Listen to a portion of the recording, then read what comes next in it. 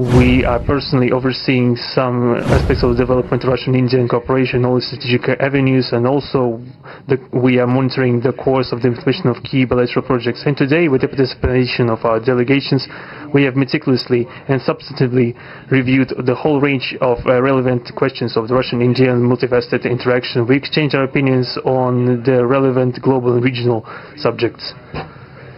In the joint statement that we've adopted with Mr. Modi, we've delineated the priority objectives on the further reinforcements of our ties in the politics and security, economy, trade, and humanitarian cultural spheres.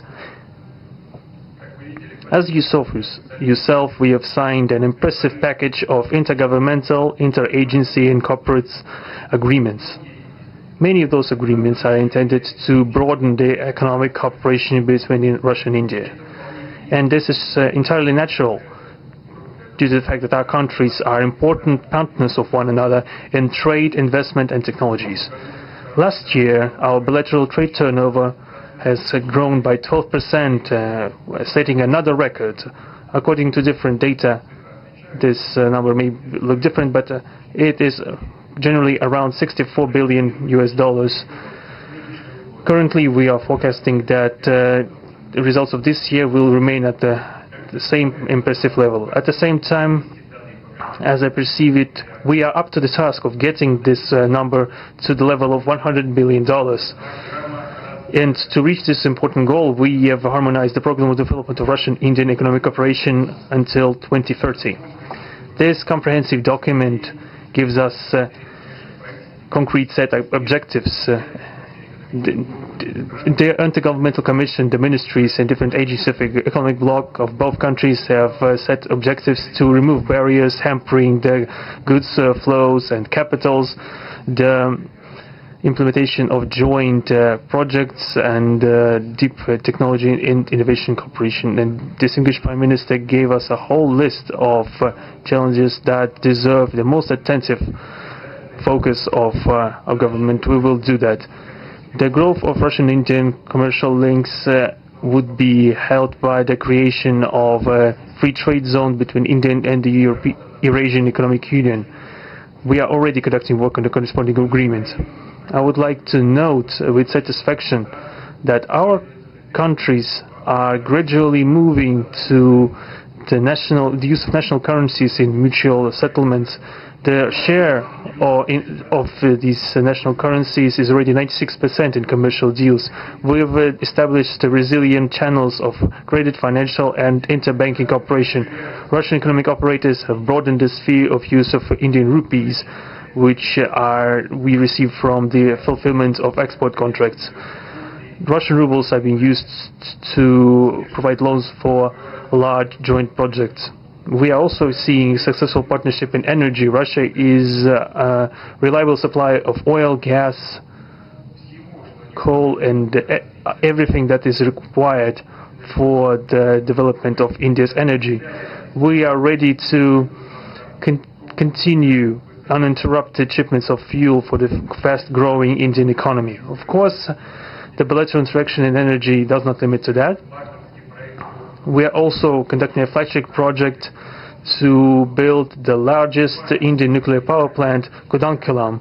2 out of 6 reactor units have been already connected to the energy network, and 4 are still under construction.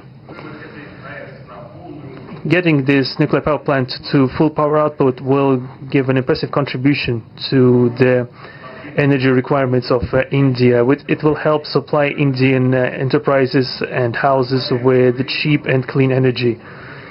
We presume that we could talk about the construction of small modular reactors and floating nuclear power plants, and also non-energy application of nuclear technologies, for example in medicine or agriculture. We are working with our Indian partners to build new, effective international transport logistic routes, including the projects to create an international north-south transport corridor from Russia and Belarus to the Indian Ocean coast. There are large opportunities for bilateral trade due to the broadening of the Trans-Arctic transport corridor infrastructure, including its main artery, the Northern Sea Route. There are Many other sectors of the economy with Russia and India have garnered positive experience. We are conducting joint initiatives in industry, machine manufacturing, digital technologies, space exploration, and other science-intensive avenues. For example, in accordance with the commercial agreement signed during the visit, there will be a large Russian-Indian pharmaceutical factory built in the Kaluga region in Russia. We will be starting the production of high-quality anti-tumor medicinal drugs using the advanced Indian technology. In their turn, the Russian enterprises will be establishing the production of industrial products in the framework of the Make in India program, which is a hallmark project of distinguished Prime Minister Modi. The prospects of the reinforcement of the interaction of Russian-Indian entrepreneurs and business circles are discussed in detail during the ongoing Business Forum in New Delhi. We are going to take part in the plenary session of this event today together with Mr. Modi. The humanitarian cooperation between Russia and India is also of a multifaceted character. Our peoples throughout centuries have been sincerely interested in the traditions, history, and spiritual values of each other.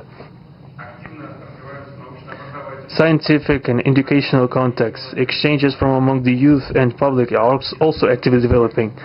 The regular alternating festivals of Russian Indian cinema are always popular. From year to year we see the increase in tourist flows. Today, the Russian TV channel RT is starting its broadcast in India. The new channel will undoubtedly help the Indian audience to better know Russia and Russians, and also to receive an objective information regarding what is going on in our country today. While discussing the key global and regional problems, we have confirmed the consonance between the positions of our countries. Russia and India are conducting independent and self-sufficient foreign policy together with our like-minded countries in BRICS and SCO, and from among other countries of the global majority. We are promoting the processes of forming of a more just and democratic multipolar world order. We are defending the main principles of the international law enshrined in the Charter of the UN. Among them, the right of any country for its own way of development and the preservation of their cultural civilizational identity, respect for sovereignty, careful balance of interests of all participants of the world community.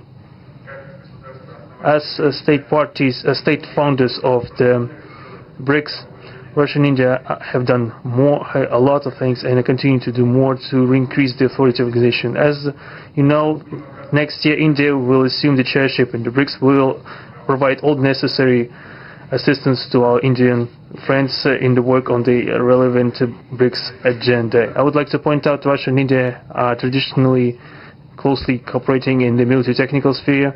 Our country, for the last half a century, has been helping to arm and modernize the Indian Army, including the air defense forces, aviation, and the Navy. In general, we are undoubtedly satisfied with the results of the negotiation we just had. We are also, ahead of us, we have the meeting with the President of India, Madam Murmu. But even now, I can express my confidence that the current visit and the agreements reached will help the further deepening of the Russian-Indian strategic partnership for the benefit of our countries and the peoples of India and Russia. Thank you for your attention. Thank you, sir.